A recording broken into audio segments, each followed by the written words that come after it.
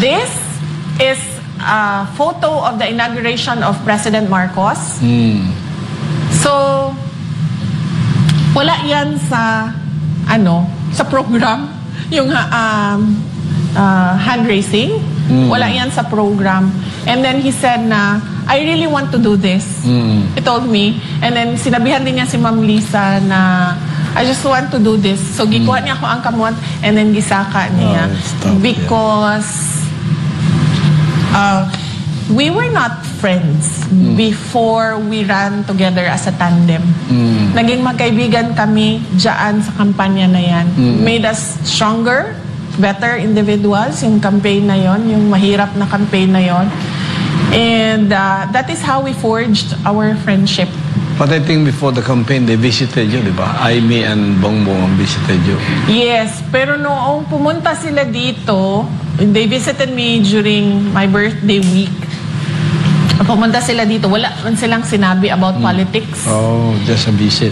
Yes, nagbisita lang sila and then tinanong ako ni Pangulong Marcos, sabi niya, ano ba ang plano mo? And then I said, sa totoo lang, wala talaga akong plano na tumakbong Pangulo. And then yun lang yung, and then the other topics of conversation was about work na, about other politicians, ganun na, and then about family, wala nang talk about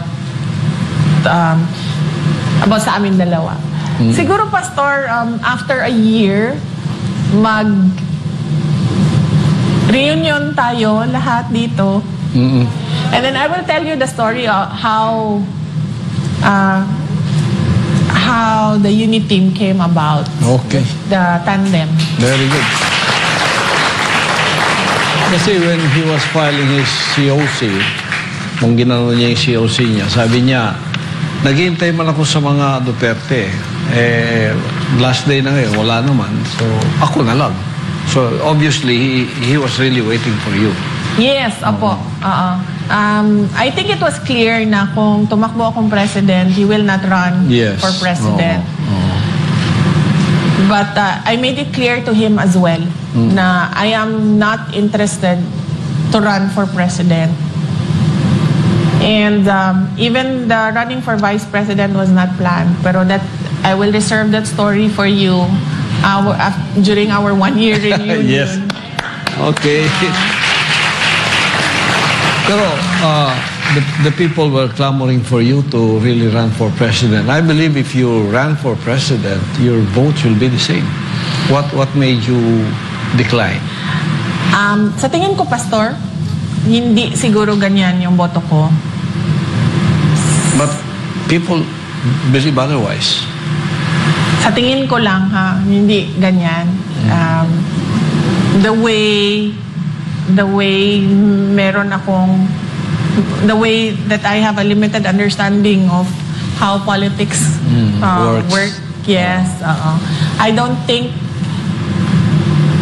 I would have performed as good with the votes as I did during the May 2022 election, during when I ran for vice president, kung tumakbo akong president.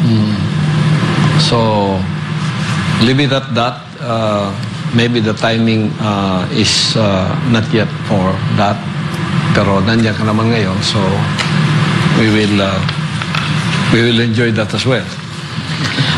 Yes. Okay.